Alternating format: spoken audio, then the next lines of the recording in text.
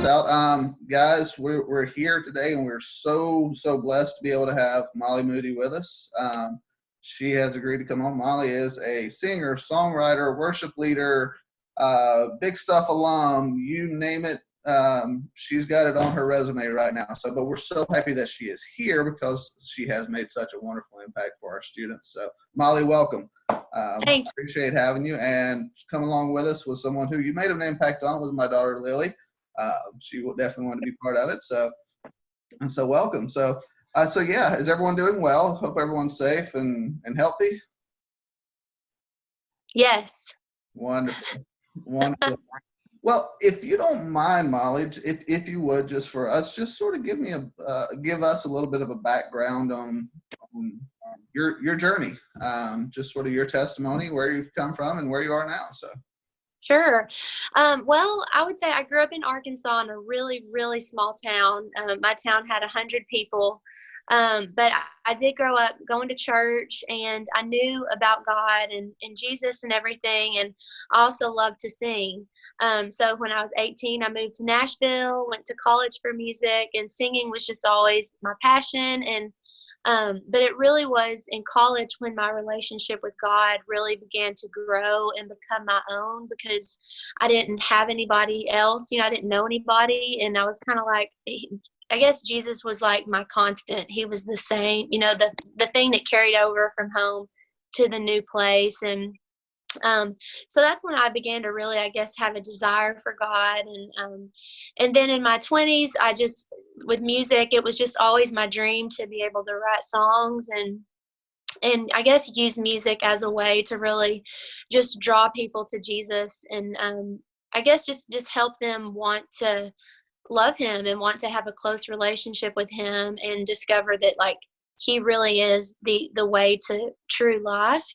And so that's kind of what I started to do. And it hasn't been easy. It's been a lot of faith and, one step at a time type of journey. But I'd say in my late 20s, I as far as my relationship with God, that's when I also, I guess I don't really know quite how to put it. I'm not very good at talking on these things. I hope that's okay. You're fine.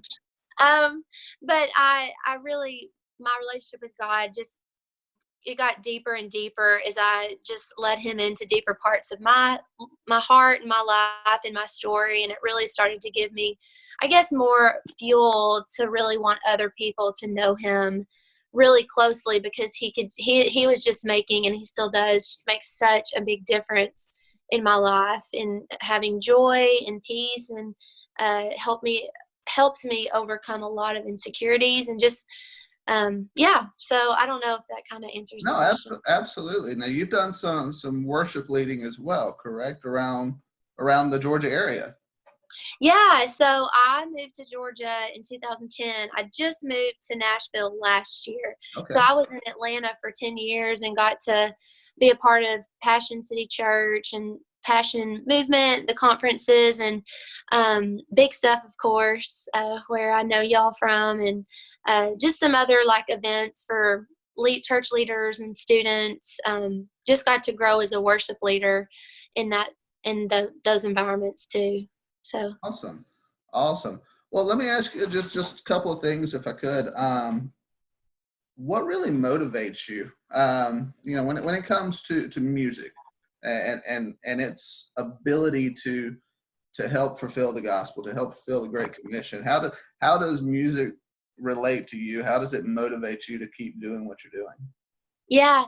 Well, for some reason, the first story that comes to my mind is, this was probably about 5 years ago. I was just going through a hard point in my life. I had just made a big decision to walk away from something into the unknown, into kind of the next thing. And not to be confused with the Frozen 2 song, Into the Unknown. But I was in my car one night driving around, and there was this song by this artist. His name's Eddie Kirkland. The song was called Brighter Days. And I can remember just crying to that song. And I listened to it probably 5 times in a row. And something about the message and his heart and just the way that God was speaking to me through his lyrics, it just it just really spoke to me. And I think on the other side of that 30-minute drive, I came out of it trusting God more. I was encouraged, and I believed in my heart, more of who God was and why I was going to be okay, and I could surrender to Him. And I guess with music, what motivates me is that God can use music in that way for others. And so when I write songs, I really try to, and same with when I lead worship. Sorry, I'm getting texts on my phone here. Same with when I'm leading worship, I really try to engage with my own heart in hopes, in my prayer that other people would be able to connect in that same way and to identify in their own story. And those lyrics can really ultimately encourage them to believe that God is who He says He is, and that He is totally worth their heart, and just giving Him the things that matter the most. Does that make sense? Oh, absolutely. I think we all have a song that we can go back to or relate to that has really just impacted our life. I agree with that wholeheartedly, with what music can do. It really just brings us to a point of worship Yeah. that nothing, that nothing else can. I mean, even singing the scripture just can bring us to that point of just obedience and worship. So it can really do a great thing. Well, let me ask you this, because you have made those big steps. You have made those, leaps, so to speak. There are students right now, plenty of students out there who have talent, who may just be shy, who aren't willing to take that step, or just scared to death to take that step to start, becoming that worship leader, or take that step to sing a solo up on stage at church, or whatever it may be. What would you recommend for those students who just haven't quite grasped onto that ability to take that step?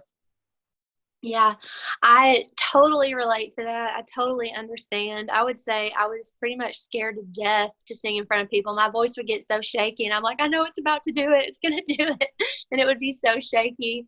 But I mean, first thing is you still have to do it scared. That's what a mentor friend of mine told me when I was younger. She'd always be like, you got to do it scared. And I'd be like, but no, it's not going to be perfect. And I don't want to sing if it's not going to be amazing, But that was like the first step, was just to do it, just make myself do it almost. But I think in my own life, gosh, I mean, it's such a journey overcoming stage fright.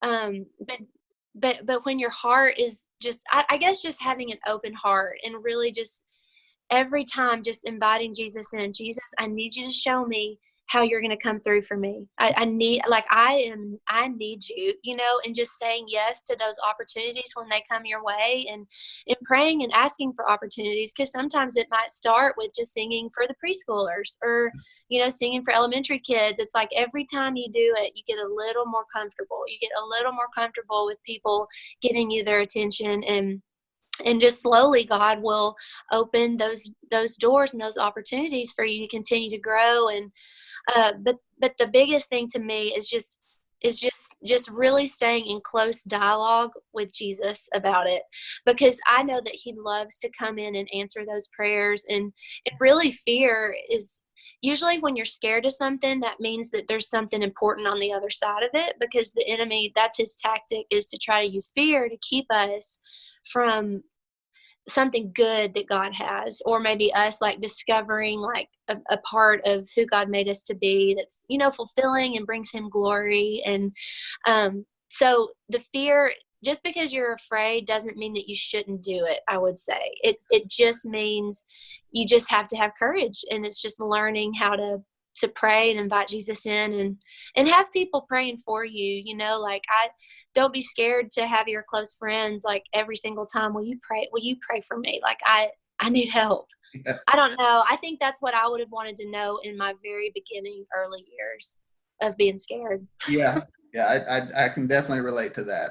Went through the same thing. That fear, really, you're right, it never goes away. But it's sort of a good thing that it never goes away, because it keeps you fresh and wanting to do more. Mm-hmm. Whether it's speaking, singing, whatever it may be. So, well, Lily,